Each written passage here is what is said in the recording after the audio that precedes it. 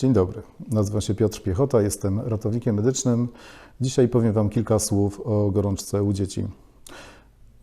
Gorączka u dzieci to taki stan, kiedy temperatura ciała przekracza 38 stopni Celsjusza. Tutaj drobnym wyjątkiem są bardzo małe dzieci poniżej 3 miesiąca życia. I tutaj, jeśli temperatura mierzona w odbycie jest równa lub niższa od 38 stopni, możemy już mówić o gorączce u takiego dziecka.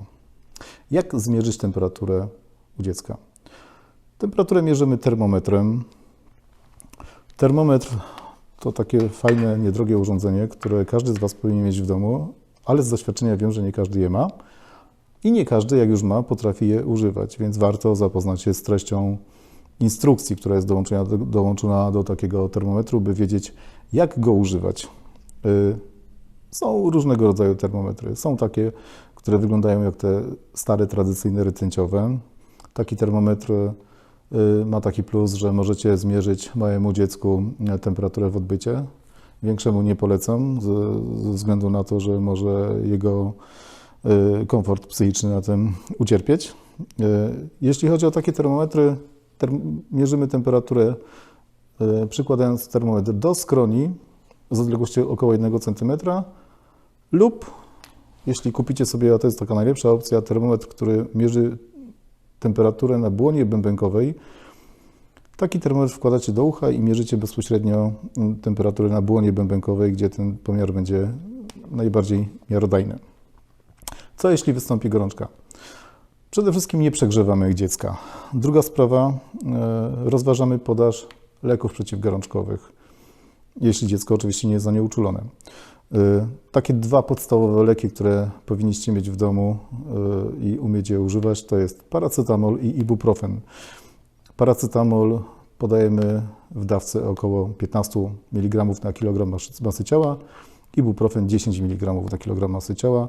Zawsze przeczytajcie ulotkę dołączoną do leku, żeby wiedzieć, jakie dawki i jak go dokładnie używać, żeby być pewnym, nie zgadywać. Takie dziecko schładzamy i pamiętajcie, że po podaniu leków ten lek zacznie działać za kilkanaście minut, więc nie oczekujcie spektakularnych efektów po 5 minutach. Kolejną taką dosyć istotną sprawą jest to, że czasami u dzieci występują drgawki gorączkowe. Nie jest to, może wygląda to strasznie, bo jak dziecko ma drgawki, to dziecko jest zazwyczaj nieprzytomne i ma drgawki.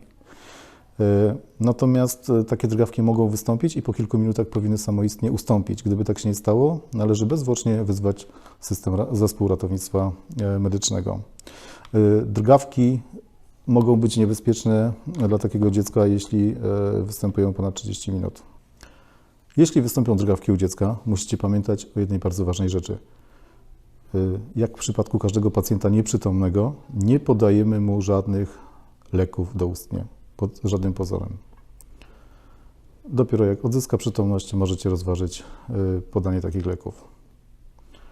Bardzo Was proszę o subskrypcję, zostawcie lajka, napiszcie komentarz, co o tym myślicie. Kliknijcie dzwoneczek, jeśli chcecie uzyskiwać powiadomienia. Dziękuję Wam bardzo i zapraszam.